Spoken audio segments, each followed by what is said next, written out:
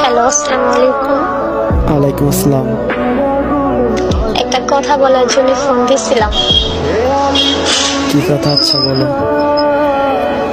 কালকে কি আসতে পারবা? কেন? আসতে পারবা কিনা ওইটা বলো।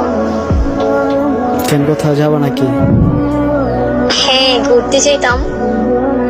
কখন যাবো? আসতে পারবা? পারবো। কখন? স্কুল টাইমে। আচ্ছা ঠিক আছে। আসতে পারবা? হ্যাঁ আচ্ছা আসবো।